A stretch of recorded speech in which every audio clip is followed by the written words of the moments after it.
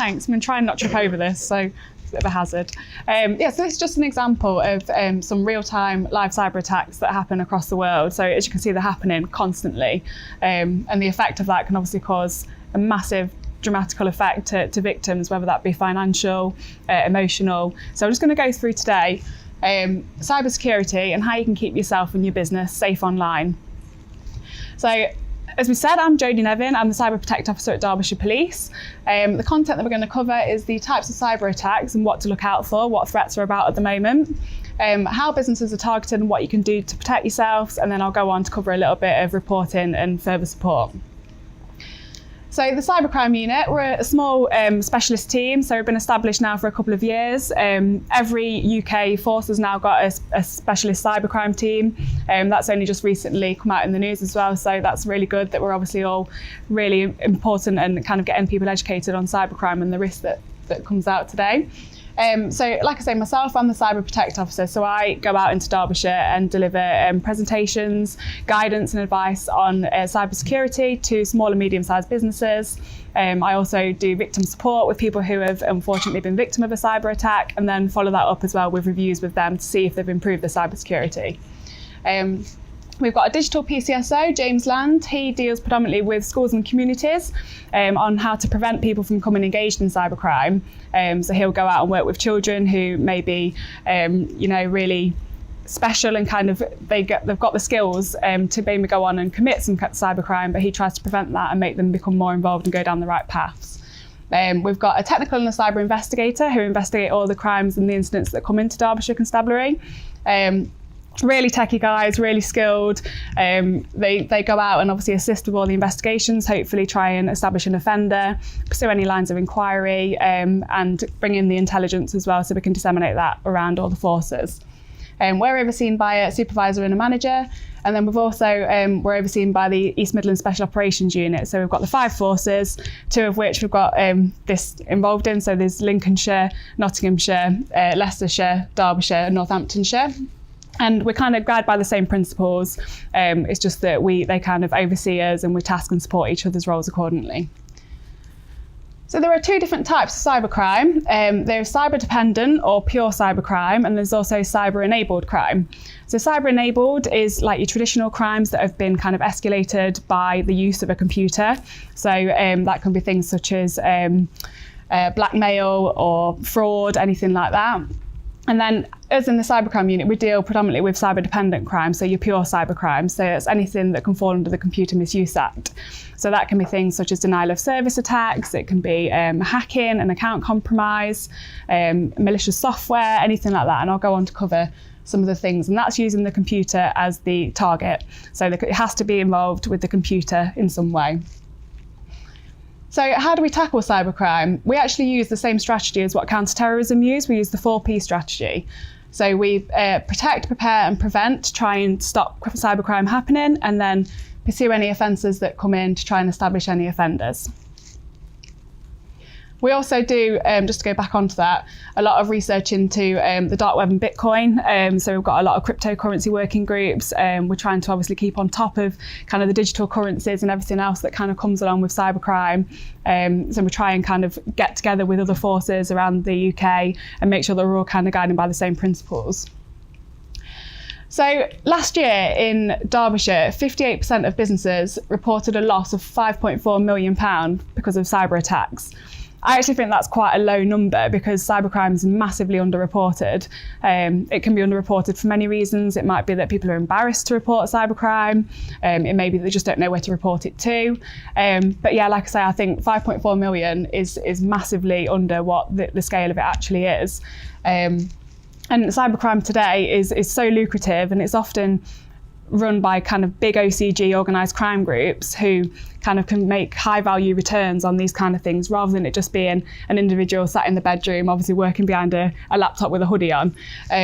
So it's getting a lot more complex, and we need to just try and give people the steps and the advice to better prepare yourself to be better prepare yourself against cybercrime.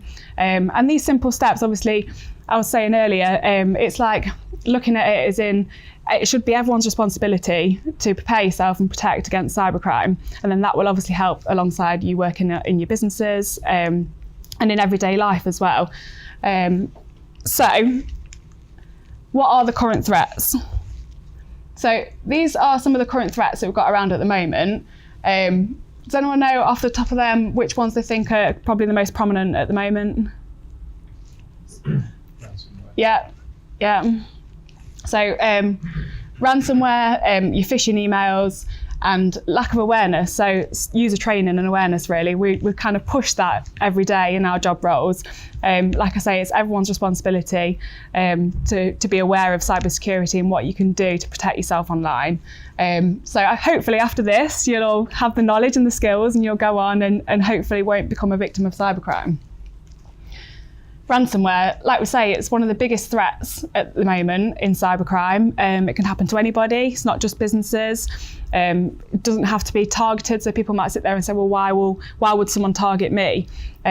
These criminals obviously just try and they send out mass phishing emails, which is normally how ransomware is put onto the computer, or they'll find vulnerabilities in operating systems and software, and they'll get in that way to try and exploit the system.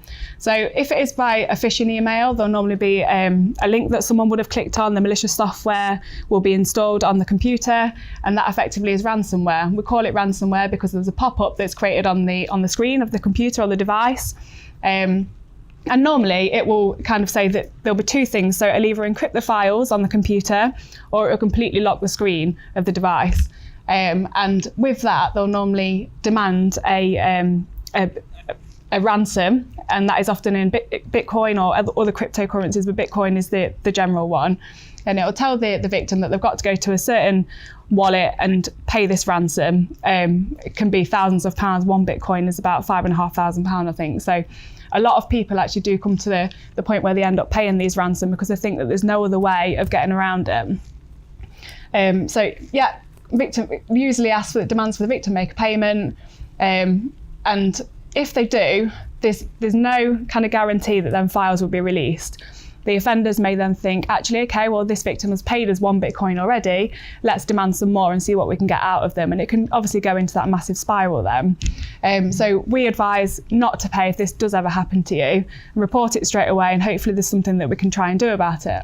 One of the things that you can look at is this site called nomoreransom.org. And this is a government-led scheme, it's free. It's basically a tool that has decryption tools on it. So if you ever are, unfortunately, a victim of ransomware, a lot of the more common ransomware strands are contained in here that have decryption keys. So if you ever are, this is a really good site to check out. And one of the other things to note as well is that to make sure you have backups, and I'll talk about that in a while, but if you've got a regular backup that you know you've done recently, you've tested it, you know it works, you don't have to pay this ransom, you know that you completely restore from your backup. Obviously make sure that your backup's not connected to your original, but again, I'll go into that in a little bit. Phishing emails. So who in here has received a phishing email? Yeah, I'm quite surprised that everyone's hand didn't go up then, but yeah, I'd imagine we'll receive hundreds every day. A lot of them just get flushed straight into your junk emails. But yeah, phishing emails are a massive problem, and they're getting harder to spot as well. So there are mass emails sent out by offenders in an attempt to obtain sensitive information.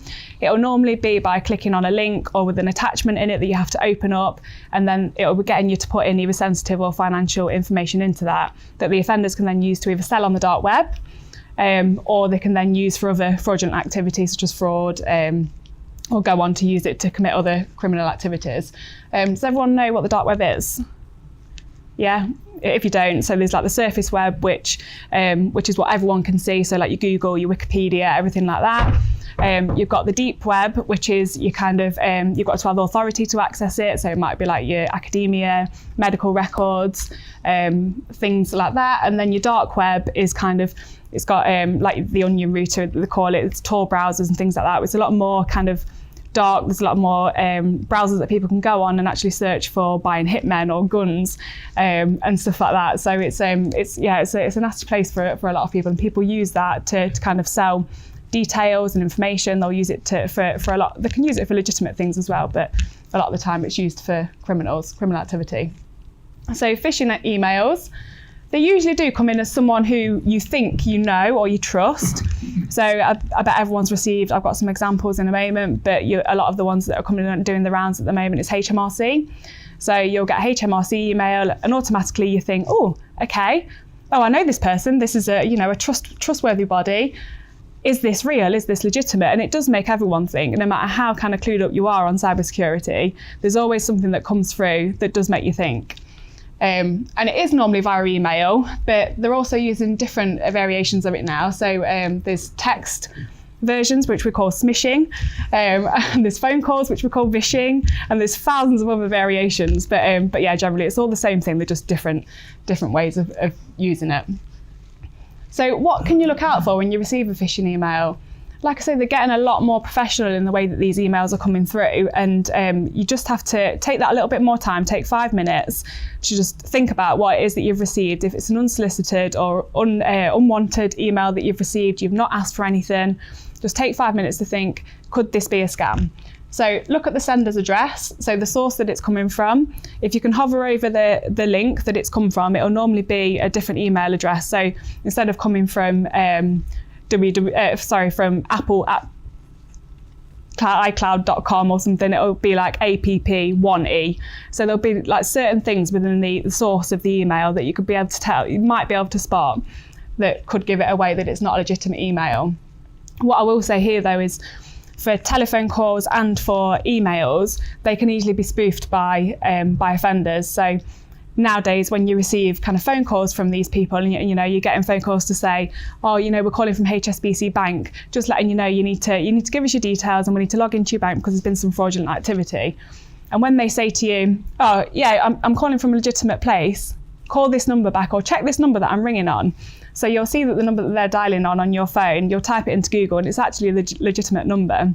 And they can easily spoof them numbers just by using certain pieces of software. So just be vigilant. If people are asking for your details online or on the phone, verify it in another way. Check it up by calling the company on the back of the card and actually going through the security process that way. We actually had some in Nottinghamshire. I don't know if Kirsty will mention this at hers, but offenders were actually using the police number to ring up victims and pretend like they were calling from the police number. So it was 0115 967 0999. And they were saying, oh, hello, I'm PC Brown. I'm just ringing you up to let you know that you've been involved in a fraud and you owe the tax company this much money and you need to pay us now. And it was obviously getting people really, really like upset about it. And obviously they've got the police ringing them and they're being told that someone's going to be out for their arrest if they don't pay this money. And obviously when they checked up that number, it's the legitimate police number. So just be vigilant and always think that actually it could be something that is a scam. So just verify it in another way. And with the typos and poor grammar, they're getting a lot more professional now. There's not kind of these old emails that used to come in saying, I am the Prince of Nigeria and I really love you and I want to be married to you. Can I come and see you and pay for my ticket? And there'll be loads of spelling mistakes and you can easily spot it. Whereas now they're almost free of these kind of errors. So they are getting a lot more harder to spot.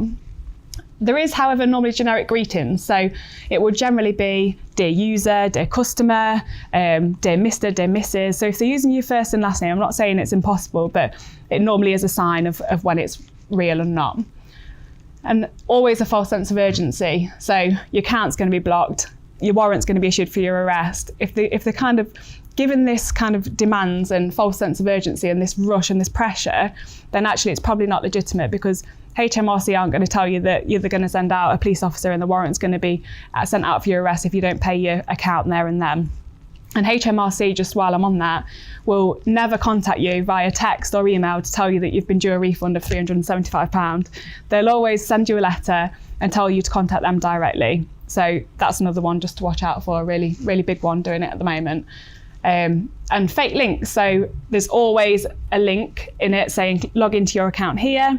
If it does that, if you hover over it again, you'll probably just notice that the website is not credible. It's a load of mixed variations of numbers and letters and it's not right. So this is just one of the ones, just for an example.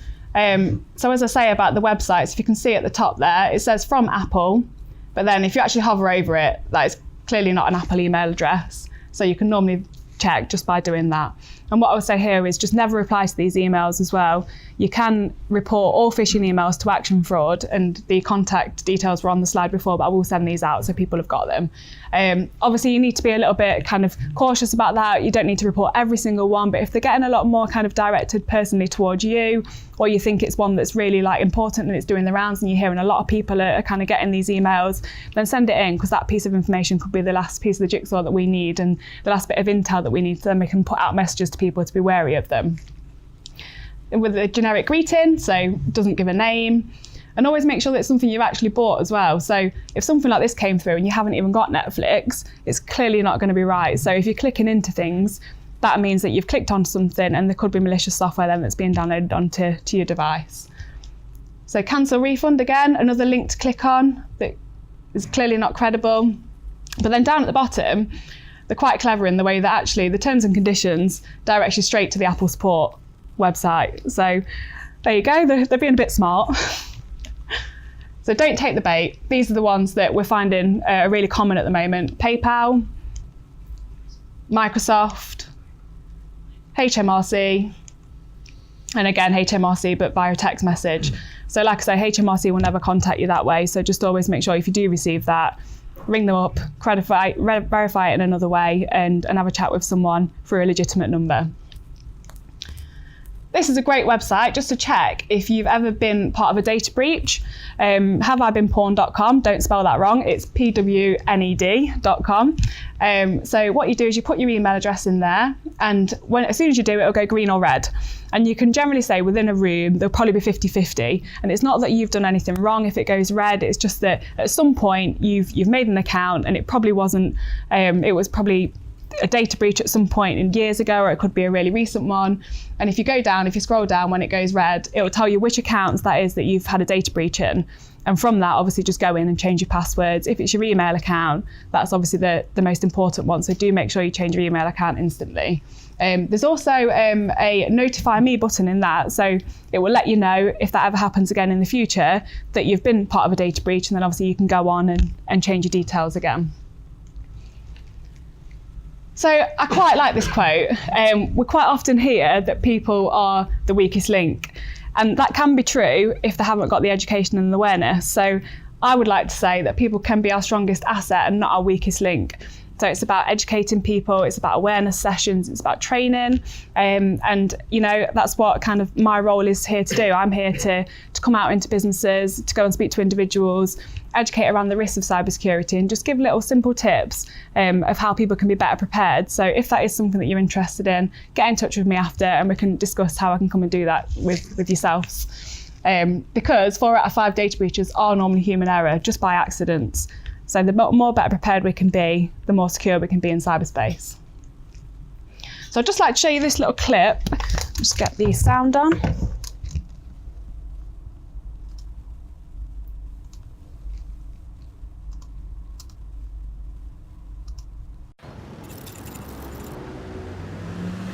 Oh, hi, can I help? Hot chocolate. What's the name? Joelle. What was the name? Alex. Alex. There you go, Johnny. Cheers. If you like our Facebook page, we give you a free hot drink and a free pastry. We have a new like for Damien. Hey, Carl, are you standing by? Standing by. Hi there, can I help? Yeah, just liked your Facebook page. Okay, I'll search Facebook now. I'm searching Google. Have a phone number. I've got his email address. Okay, Carly, are you ready? For information on Damien. Yep, I am. Mother's maiden name is he banks with Carly, this is the girl coming in now with the blue scarf. What's her name?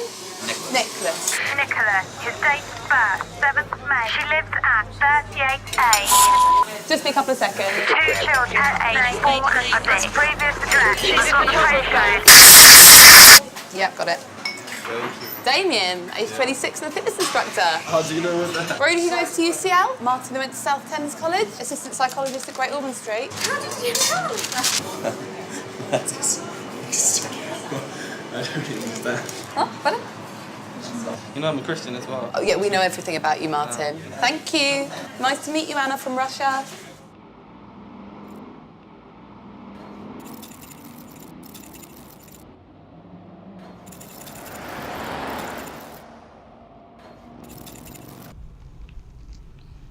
So all that was is that people had set up a coffee shop and they've told people to go on, like the Facebook page, and they would get a free coffee. So people were logging onto Facebook, liking the page, and then the people sat out in the van there. This was a real experiment. The people sat out in the van were just looking open source, so things that are available for everyone to look at publicly, and finding out all that information about them. So I suppose the message is there. Just try and limit what information it is that you share online on your social media profiles. Try and limit what you do share to only being your trusted friends. Check your privacy settings. People can find out a wealth of information about you online, and whether that be through you or whether that be that your friends and family. So obviously tell the people around you as well, because if their profiles are set to public, people can obviously find out more and more information. And you might have on there that you're going on holiday, you know, you're sat at the airport, you're going to Cyprus, and you've got your G&T in your hand and you're really excited. Whereas if you're sharing that to your friends and family, that's fine.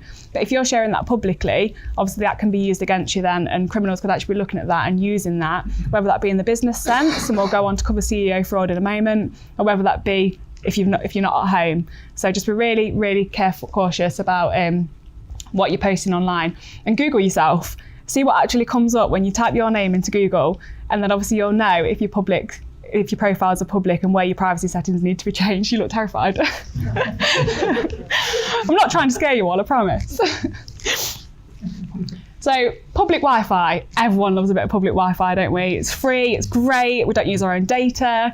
However, it does come with a lot of dangers. This was carried out last year, I think, public Wi-Fi use. So yeah, 80% of people do social media on public Wi-Fi. Again, it's great, it's free, but if you're logging in and out of your social media platforms, that information can still be stolen over public Wi-Fi networks. They're quite insecure, and I'll go on to cover that in a minute. But more importantly, 25% of people are doing online shopping, so they're parting with banking details, financial details over the internet. On public Wi-Fi, 15% online banking, 9% pay bills, and 7% conduct business-related activities. So actually really important information and documents that could be passing through public networks that people can easily spy on. And how can they do that? Well, they can buy one of these devices on Amazon. It's legal for them to buy it because people use them for pen testing and other reasons. And what they can do with that is they can create their own public hotspot. So they can be sat in Costa and you think you're connecting to Costa Wi-Fi network, whereas actually you're connecting to Costa, but the O spelt with a 0, and you're probably not going to notice because all you want to do is get on your free public Wi-Fi. And once that's in and they're connected, every piece of traffic that goes in and out of that public Wi-Fi network, they can see. So if people are conducting business-related activities or they're going on doing online banking, all that data can then be seen by this offender who sat there in the coffee shop with this target. Can't get my words out now. So if you are out in public Wi-Fi and you need to do something, then please use your own data. It's a lot more secure. If you're running out of data, fine, use public Wi-Fi, but try and use a VPN. Don't use Wi-Fi to do really important transactions where you're sending out your personal private information. It's not good. It can be seen by many people. So yeah, they can buy one of those. So consider virtual private network. If you've not heard of one of those, check it out. You can look at a site such as witch.com, or the NCSC have recommendations on which ones are the good ones at the moment. They do sometimes come in bundles as well, so you can normally buy antivirus and VPNs together. That's a good way of doing it, so obviously it keeps the cost down. So like I just said before, if people can find out a wealth of information about you, they can use that against you, and that can also be in the business as well. So if you are kind of a high-ranking person in the company, if you're a company director and you've posted that you've gone on holiday, and people have seen that on Facebook, they can then use that against you to spoof your email address and send in an email to someone within the company, maybe in the finance department, and say, actually, I'm not here, I'm on holiday, but there's a really big deal that I need to get right now, and it's really important that you do this for me. And if you do, actually, there might be a pay rise in it for you, but you need to transfer funds to this account now so this deal doesn't break, and so that I can get this deal for us. It's going to be a really good deal. So a lot of the time, it's the pressure that these people are under to actually deal with these requests that have come through on email, whereas there should be policies in place that people can actually think, okay, well, I need to think about this. I need to take 5 minutes and I need to question whether this is real or not. And if a policy is in place to say, actually, when this isn't allowed to happen, then people can be better protected against CEO fraud. if they feel the pressure, then someone who the boss is asking to send money to this bank account, they're probably going to do it. We've had instances in Derbyshire where £12,000 in kind of 20 minutes has been sent out that account and gone because it's a genuine banking transaction, and the bank unfortunately couldn't get that money back. So it's just kind of an awareness of when these things come through. Make sure that it's checked by a third person. So go and ask someone else and say, what do you think about this email? Is this right? Or if it's a supplier, contact them directly. Say, have you sent a request in to change your bank details? And normally they'll say no. They'll normally say, actually, no, we'll always do that via telephone, or we'll come and see you in person. So it's just creating that business culture where it's okay to challenge these kind of behaviours. And they're just some of the kind of personalities that people will use. So they'll pressure people into it. There's a lot of authority, there's flattery sometimes, there's always time restraints saying it needs to happen now, and an obligation. So you can protect yourself by keeping your social media profiles a lot more private, not sharing too much on your company websites, and staff awareness and training. Again, that's just an example. So set policies, challenge the request, make sure that's part of business culture, make sure people aren't embarrassed to actually say no to people of higher ranking, contact the suppliers independently, and user training and awareness. So this is another quite big threat at the moment to cybersecurity. So it's denial of service attacks, or distributed denial of service attacks. And this is basically thousands of attempts that are delivered to try and make a service unavailable by overwhelming it with traffic. And I always liken this to kind of when Glastonbury tickets go on sale and everyone floods to the website because they want to buy the tickets, and everyone's obviously really interested in it, and the website crashes. That's basically what it's doing. It's the same thing. It's just overwhelming the website with traffic. So to prepare from it, you can set a robust infrastructure. You can invest in software that analyses the network's behaviour, configure the router, and set good firewalls. There still could be times that this gets through, because it could be in peak times. You're obviously used to seeing a lot of traffic. If it's times where you've kind of got a new product that's out or something like that, then you know that you're going to expect a lot more traffic than usual. So it's just spotting the signs. A lot of gamers do this as well. So we've recently had in Derby a school where two kids were playing each other on a game, and they wanted to win the game. So they taught themselves how to DDoS each other and were kicking each other off the game so that one of them would win. And this eventually turned into a lot of the school, the whole year group, kind of DDoSing each other and not realising they're actually committing an offence under the Computer Misuse Act. Didn't realise that until kind of we turn up at the door and kind of say, what have you been doing? And the mum and dads are like, I didn't know it was happening. So yeah, it's kind of educating children as well, and that's why we've got the prevent officer, because he wants to go in and actually push kids down the right path and say to them, actually, you're really talented. If you've been able to teach yourself this, you need to go into kind of cybersecurity and not commit a life of crime. So it's the education around cyber and kind of what that is, and it's kind of these buzzwords that people don't understand at the moment. Removable media. Has anyone ever found like USB sticks or anything like that in the office car parks? Yeah, there was a recent experiment actually where people went out and offenders use this a lot as a tactic as well. So they'll go out into car parks and they'll drop 300 USB sticks that are all containing malware on them. And they'll wait for someone to go into the office and plug it in, because everyone just wants to give it back to the rightful owner, don't they? Everyone thinks, oh, well, it might have someone's really important documents on it. It might be someone's college work. So you'll go into your office computer, you'll plug it in, and straight away there'll be malicious software on there that will download straight into the office computer, get into that network, and then can start to infect all the other computers within that network as well. So just be really careful. If you do find a USB stick, don't plug it in. Give it in to your local police station or your reception or somewhere like that can kind of put out an announcement to say it's been lost. Obviously, if there is information on there, another thing with USB sticks is it could result in reputational damage. So if you're carrying USB sticks that aren't encrypted and you lose that, then really important company documents could then end up in the wrong hands. So I would always say that invest in an encrypted memory stick. We've got that as part of our policy. We're not allowed to plug anything into our devices. We're not allowed to plug removable media in. And the only USB sticks we're allowed is encrypted ones. So make that part of business policy as well. If you see people who are plugging the phones into the USB ports and the laptops, advise them not to, because the malware can then pass between the two devices as well really easily. The Internet of Things. Now we're getting loads and loads and more of internet connected devices at the moment, and I'm sure you've all probably got some in your home. So stuff like smart speakers, like your Google Home hubs, even CCTV cameras that can obviously hook up to your phone so you can see your hives, everything like that. You've got doorbells. Sorry about that. There's a lot more as well going around. There's even smart fridges now. So you can get a smart fridge, you can connect it to your phone, and when you're going to Tesco or Sainsbury's, you can walk in, you can check on your phone what you've got in your fridge, and you can go and do your shopping. But the thing is with these devices is they're actually come with default passwords.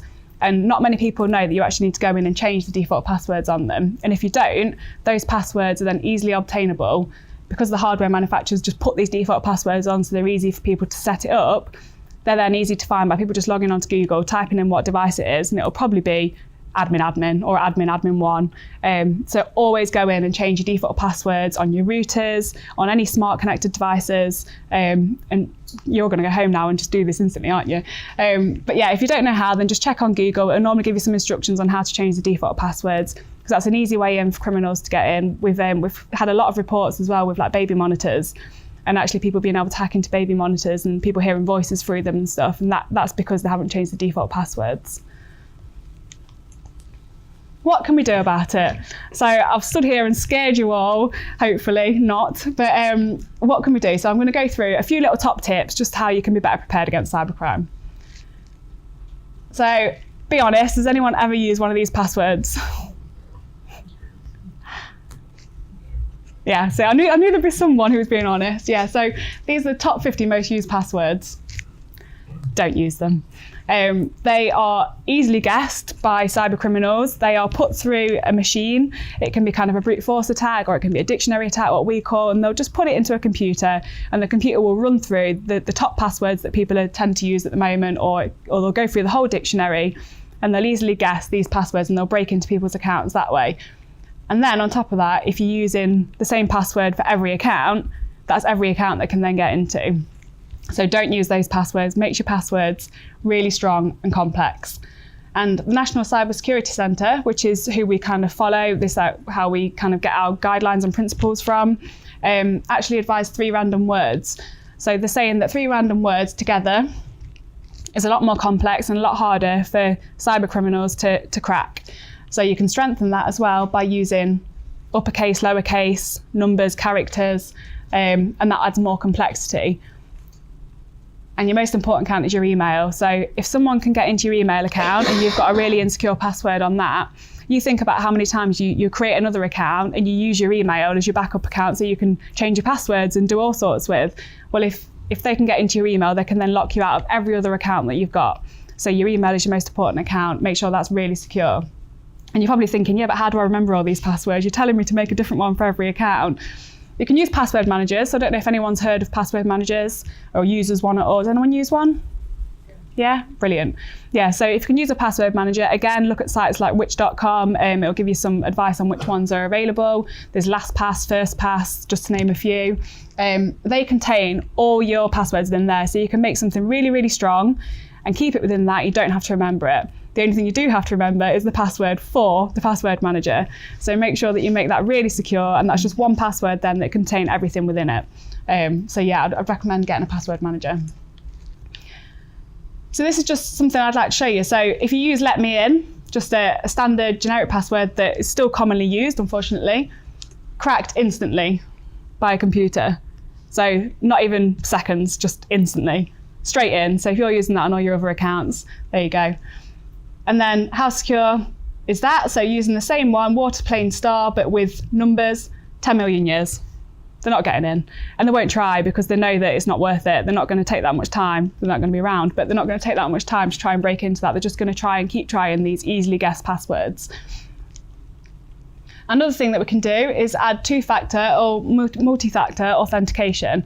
I don't know if everyone's probably heard of it, but I'll just go into a little bit more detail. So if you use a bank, if you do online banking, they're really good at this. So there'll be multi-factor authentication where you need to add in extra layers of protection to get into your account. So it'll be your password, which is something you know, and then it could be something that you have or something that you are. So it could be a one-time password that's a PIN code that's sent to your trusted device, so your mobile telephone. And obviously if you can get that to your mobile, you know it's directly to you. It's a one-time password that's available for a certain amount of seconds. You can add that in, or something that you are, so something biometric. So it could be like your fingerprints or your facial recognition on your phone. And there's a lot of places now, so on most apps and most like Microsoft do it really well. Most apps will now let you use two-factor authentication.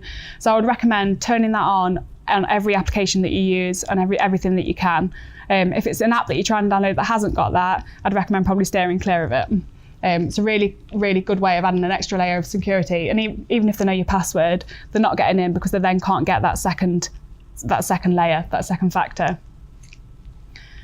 Antivirus. So I mentioned earlier, there's you can get bundles with your VPNs as well. It's a must. So it's really you really need to make sure that you use an antivirus, and that's Apple devices as well. So years ago, people used to say, "Oh well, I've got an Apple Mac. It doesn't matter. I can't get viruses on this." That's not the case. So it needs to be on all devices. Obviously, Windows Defender kind of comes inbuilt, but just check that the level of protection that these antivirus softwares are giving you, and make sure that it's the right one for you. Do your research for the best ones, and always make sure that it's kept up to date as well. Obviously, if it's lagging behind and it's not kept up to date, there can be security vulnerabilities in that. Same with your apps and software. So when you get these pop-ups on your phone and it says, oh, it's the newest iOS that's come through, do you want to install now or later? I think it's 48% of people that actually say they put this off and they don't do it. Could be for various reasons, just that they're up to something at that moment in time and they don't want to have to go through the whole kind of shutdown process and they're loading up again. Or it could just be they think, oh, I might not like the improvements that it comes with, I might not like the new features. Whereas actually what that's telling you is there's some vulnerabilities that have been found in the older operating systems and these need to be fixed. So a lot of the time it's security updates that are coming with that, as well as the improved features and the enhancements in it as well. So set to automatically update wherever you can. So overnight when you don't even notice, it'll do it for you. Better performance, new features, and makes life harder for them because obviously you're fixing a lot of these vulnerabilities that are found within the systems. Yeah, set to auto update, it's the easiest way to do it. Backups. So as I was saying about ransomware, if you've got a backup in place that you know you can restore from, then you don't even have to think about paying the ransom. So it's really important in your kind of personal and professional life that you have backups. So whether that be on your phones and you've got really important family memories on it, family photos, no one wants to lose anything like that. So try and make sure you've backed it up. And again, at work, all your important documents, you could have financial records and everything on there, you could have customer records. Make sure that you're regularly backing up your most important data. Identify what it is that you think that's important, I need to get that backed up. And keep your backup separate from the original. So don't keep it plugged in. If it's an external hard drive, take it away, test it, make sure it's right, and obviously back up regularly. Or use cloud-based storage. A lot of them are really secure now as well. So you can obviously use cloud or external hard drive and test it just to make sure it works. We've had a couple of instances in Derbyshire where businesses have been hit with ransomware, unfortunately. They've gone to test the backup and it's not worked, or they've had the backup plugged into the computers, and obviously that's then infected with the ransomware as well, and there's nothing they can do about it. So just to remember, assume nothing, believe no one, confirm everything.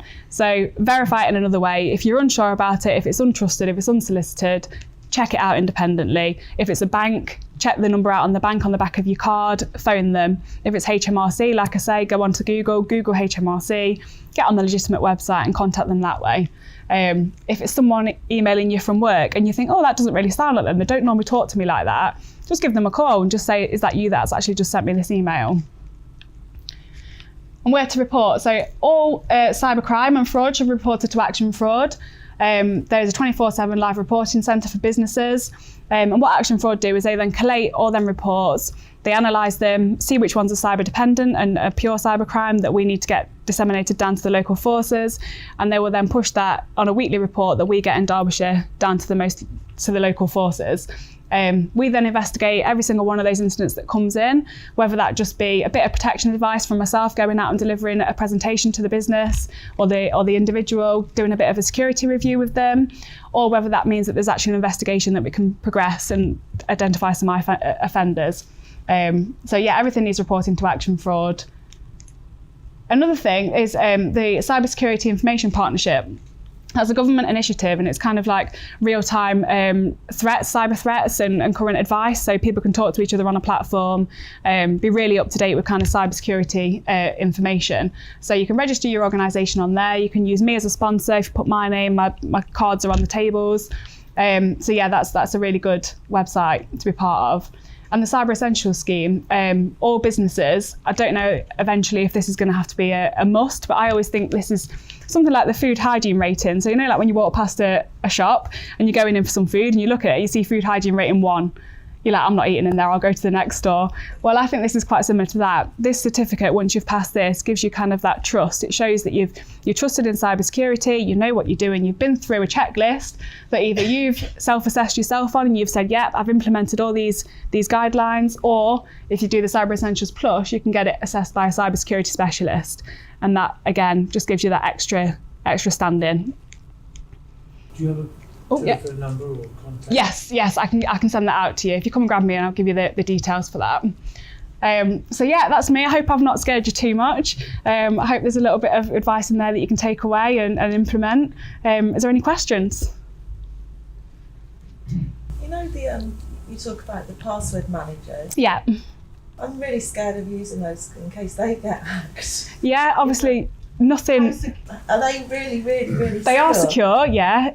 There's obviously always a possibility that there is something that can go wrong. That's why we say have a really, really strong password on that. So make sure that is a really complex password, as long as it can be. Use letters, special characters, numbers, make it really complex. And that's obviously adding that, it's giving you that extra security. I'm never going to say never, but they're a lot more secure than using the generic passwords and not using a password manager. Or if you're unsure and don't want to use a password manager, you could always write down your passwords in a book, like in a notepad, so not on your phone, but then use kind of a code that only you will understand. So miss out separate certain letters and words. So if someone looks at it, they wouldn't be able to make sense of it, but you know exactly what it is. That's another way of doing it. Sorry, Darren from Franklands. I'm just curious how the police are working with the insurance industry, or if at all. At the moment, not from my point of view. So our IT department probably will be, but we kind of don't sit together. But it would be great to kind of link in and do more of these kind of events together and look at getting a partnership working. Yeah, definitely.